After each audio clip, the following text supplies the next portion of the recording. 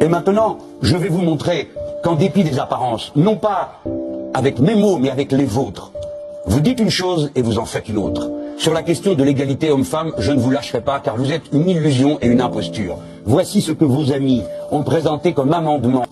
Sur les plans physiques, émotionnels ou intellectuels, les hommes et les femmes ne peuvent pas être égaux. Et d'ailleurs, vous-même, lorsque vous siégez au Parlement européen, vous votez contre les textes qui réclament l'égalité entre les hommes et les femmes. Et pas plus tard que le vote qui a eu lieu, les députés du Front National, au mois de février, ont voté contre la phrase suivante. La violation des droits des femmes en matière de santé sexuelle et génétique est une violation des droits de l'homme. Vous avez voté contre. Vous voyez, voici un exemple, pas vos grandes phrases, vos grands numéros et vos postures, des choses concrètes. Au moment où il faut prendre une décision, vous ne prenez pas la décision pour l'égalité. Vous prenez la décision pour l'inégalité.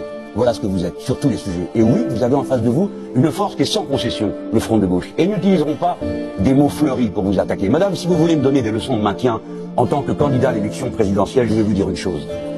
Vous auriez dû dimanche dernier vous lever et sortir contre l'infâme président de votre parti a osé citer Robert Brasillac, parce que le poème qu'il a cité était celui d'un collabo et d'un homme qui a osé dire qu'il fallait ramasser en bloc les juifs et leurs petits. Vous auriez dû vous lever et sortir, parce qu'en France, on ne parle pas comme ça. Et un collabo, quoi qu'il ait écrit, reste un collabo et un assassin.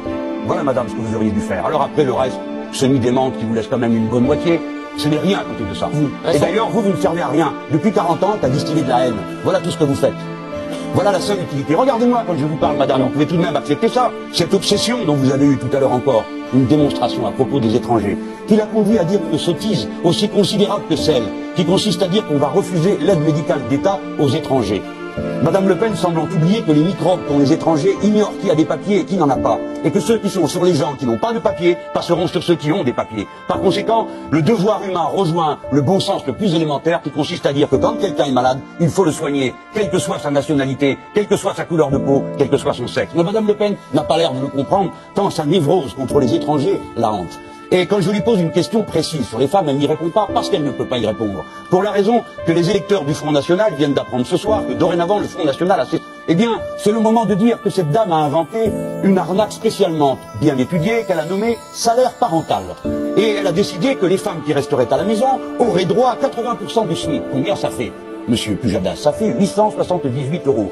Madame Le Pen vient d'inventer une nouvelle catégorie de travailleurs qui seraient rémunérés en dessous du seuil de pauvreté. Et elle ignore, car tout son programme est tout à fait approximatif, qu'une personne qui élève 2 enfants de moins de 3 ans, aujourd'hui au RSA, reçoit 1016 €. Autrement dit, cette dame a inventé quelque chose qui, sous prétexte de renvoyer les femmes à la maison, c'est à quoi nous sommes totalement opposés, en plus les arnaques. Et vous l'avez entendu tout au long de la campagne, sitôt qu'elle tombe sur quelqu'un qui est en état de lui résister, de lui montrer que ce qu'elle raconte, ce ne sont que des fumées dangereuses, stimulatrices de haine, alors elle joue avec ses papiers comme elle est en train de le faire en ce moment. Elle regarde d'ailleurs parce qu'elle a peur. Et elle a bien raison. Et Madame Le Pen est également l'inventrice d'un mot qui est, comme elle le fait d'habitude, c'est très habile, elle appelle ça l'adoption prénatale, ce qui, en termes plus ordinaires, s'appelle les mères porteuses.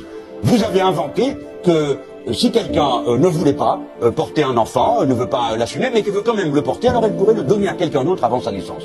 Eh bien, madame, un jour, vous allez nous présenter la milliardaire qui est prête à le faire dans ces conditions pour quelqu'un qui gagne le SMIC. Et alors, on commencera à vous croire. La vérité, c'est que vous avez planifié l'invention de ce qui s'appelle les mères porteuses, c'est-à-dire la transformation du corps de ceux qui ne peuvent faire autrement en un instrument de production. Voilà qui vous êtes, madame. Allez, je vous mets au défi de dire que ce n'est pas le cas.